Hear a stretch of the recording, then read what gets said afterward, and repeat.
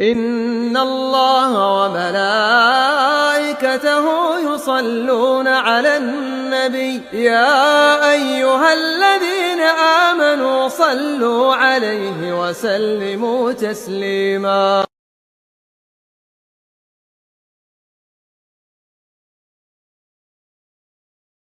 Soalnya memang jujur menjadi gundah gulana juga di tengah-tengah umat. Di satu sisi kita nggak setuju dengan ucapan itu, memang syarat dengan sara, plus ada nuansa seperti kebencian, ketidaksukaan yang diucapkan seperti itu. Nah sekarang begini Ustadz, pada posisi kita nih seharusnya ke habaib yang memang menuai kontroversi, khususnya yang memang barusan ada kutipan Anda sebutkan itu.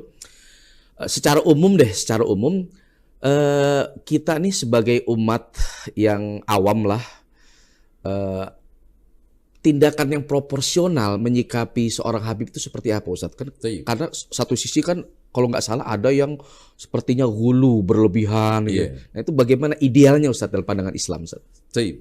Semua sikap harus mengerucut kepada satu asas yang itu adalah sumber kebenaran, yaitu tauhid. Asyhadu an la ilaha illallah wa asyhadu anna Muhammadar Rasulullah.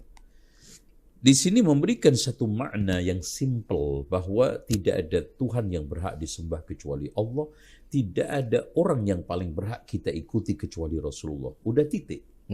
Selain Rasulullah sallallahu alaihi wasallam berpotensi salah, tapi ada benarnya.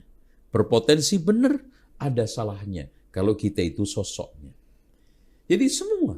Makanya Imam Malik menegaskan kullun, berarti di sini mencakup turunan Rasulullah SAW, syarib, sayyid, habaib, dan juga selain turunan Rasulullah SAW. Kullun yu'khadhu wa yutraku min qawlihi. Bisa diambil dan ditolak pendapatnya. Illa sahibah hadzal qabri, kecuali yang punya kuburan ini, yaitu Rasulullah SAW. Inilah sikap yang paling elegan, sikap yang paling adil, sikap yang paling proporsional. Tidak berhak kita fanatis kecuali kepada Rasulullah. Tidak berhak kita ikutin secara mutlak kecuali Rasulullah. Makanya ada satu tafsir yang indah dari Muhammad Rashid Ridha ketika menafsiri wa ati'ullaha wa ati'ur rasula wa ulil amri minkum. Kenapa ketika menyebutkan taat kepada Allah disebutkan ati'ullaha, Rasul ati'ur rasula wa ulil amri minkum, tidak disebutkan ati'u. Iya, kenapa itu? Cukup wa ulil amri minkum, kata beliau. Karena mentaati Allah mutlak tanpa bisa dibantah. Mentaati Rasul juga mutlak tanpa bisa diotak-atik dan ditawar. Tetapi mentaati ulil amri minkum ini masih kita bisa tawar-menawar. Dalam konteks kalau sesuai dengan qala Allah, qala Rasul, kita ikuti. Ulil amri minkum dalam masalah agama adalah ulama. Baik itu dari kalangan turunan Rasulullah seperti Imam Syafi'i, dan dari bukan turunan Rasulullah sallallahu alaihi wasallam seperti di sana Imam Abu Hanifah, seperti Sufyan Ats-Tsauri, seperti Imam Al-Auza'i.